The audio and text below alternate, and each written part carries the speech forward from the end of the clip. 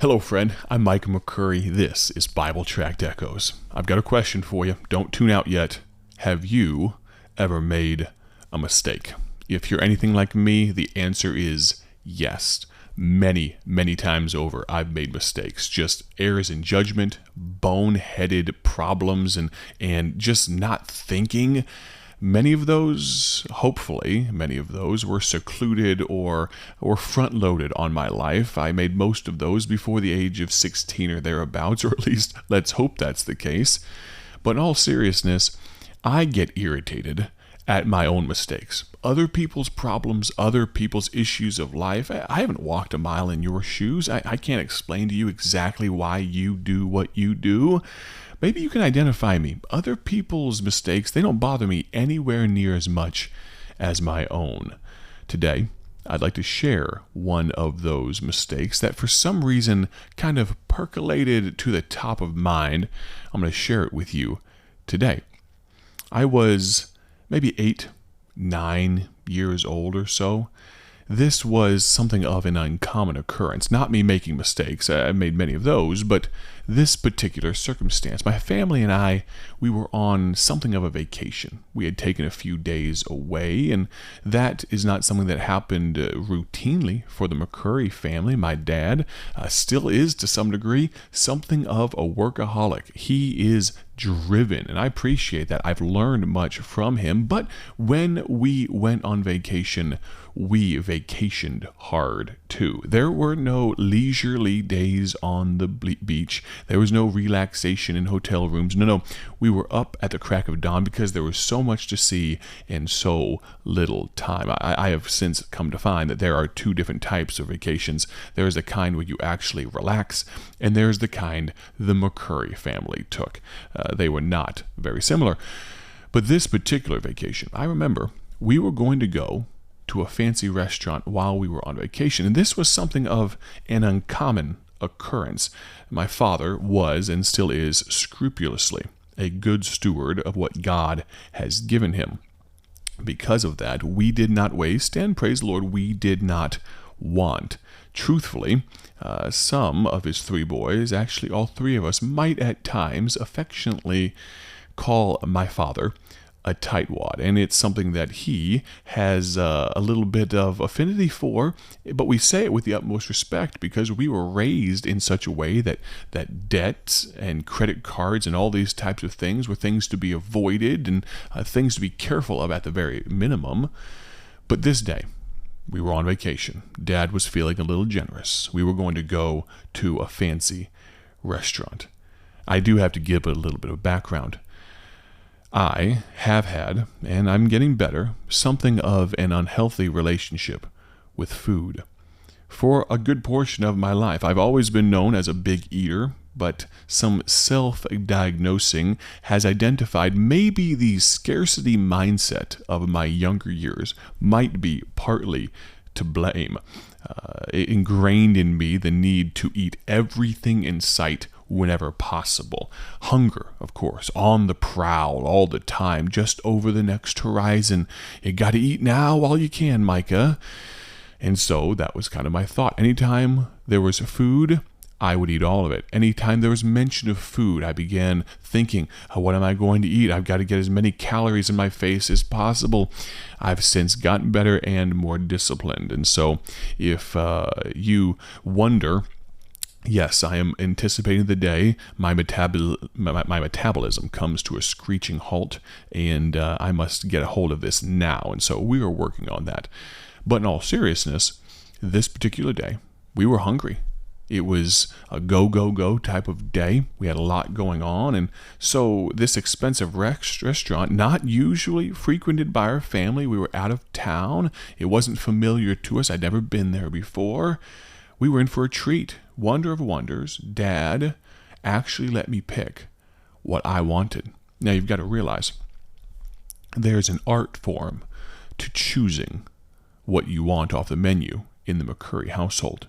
Of course, the top third of the menu, price-wise, was effectively off-limits most of the time.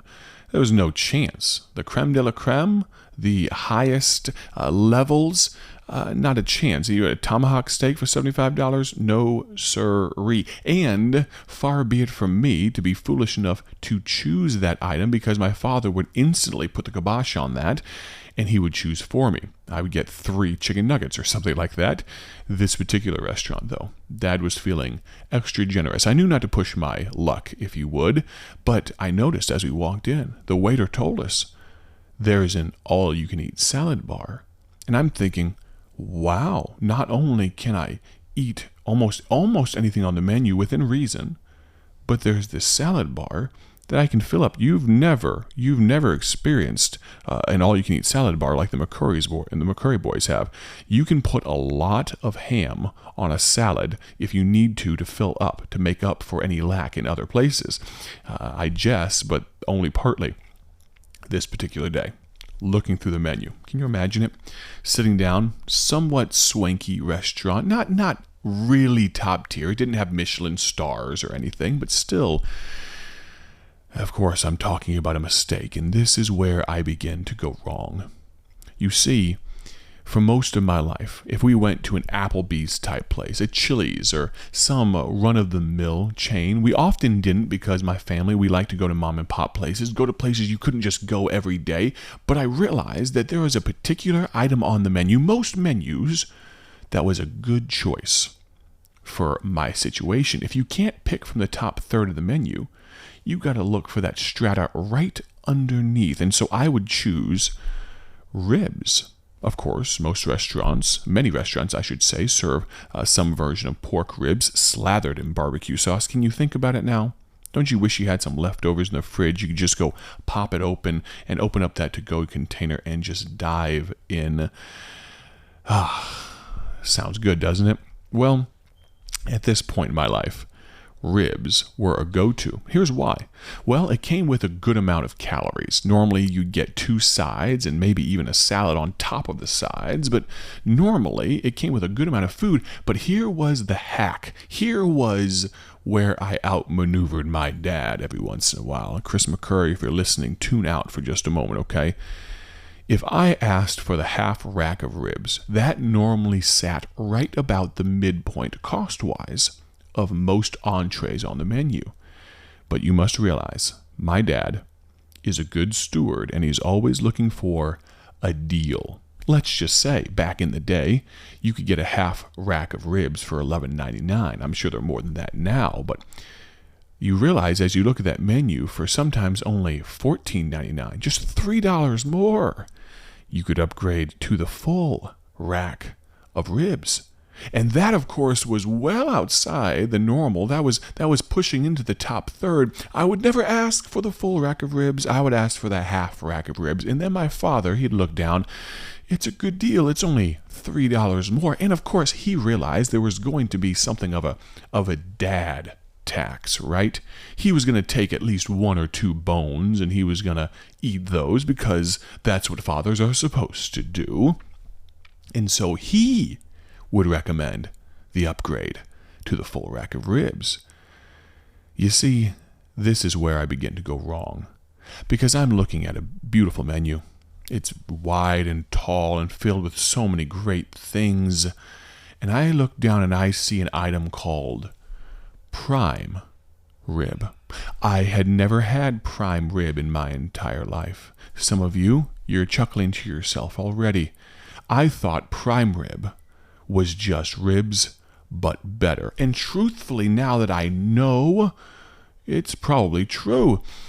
But I thought it was just some supercalifragilisticexpialidocious version of ribs, the ribs that I normally got. And this one, for some reason, told you in ounces how much there was.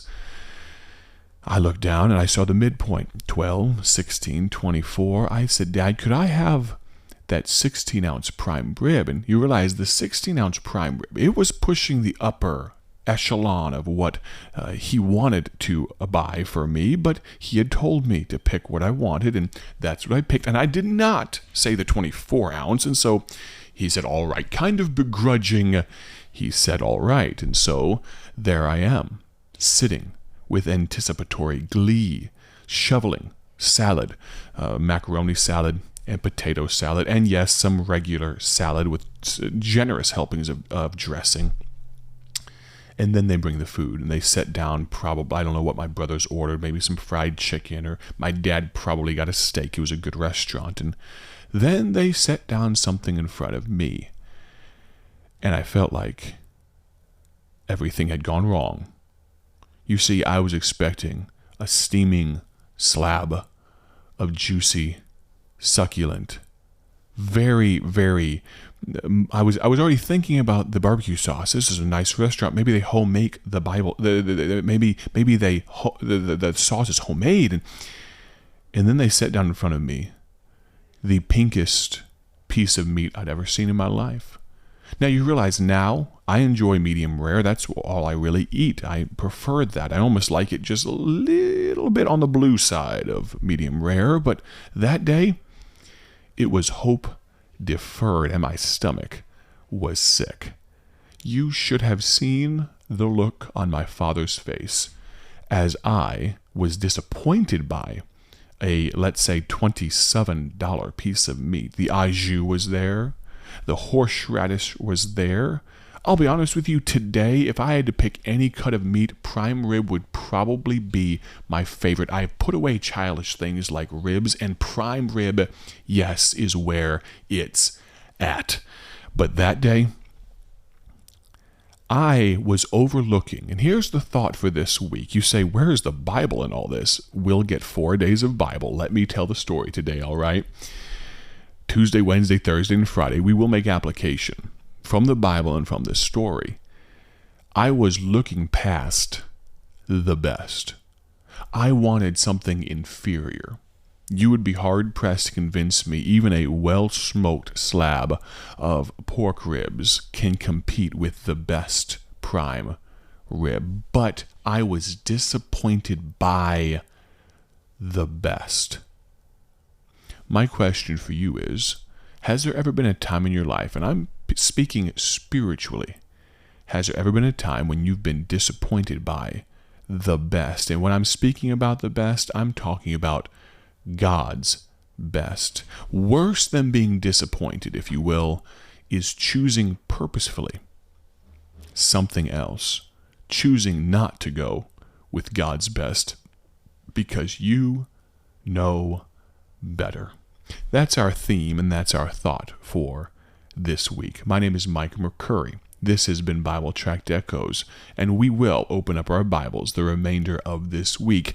If you'd like to hear, as they say, the rest of the story, make sure you tune in all this week. My prayer, as always, is that you have a great day for His glory. We'll plan on talking to you soon. God bless.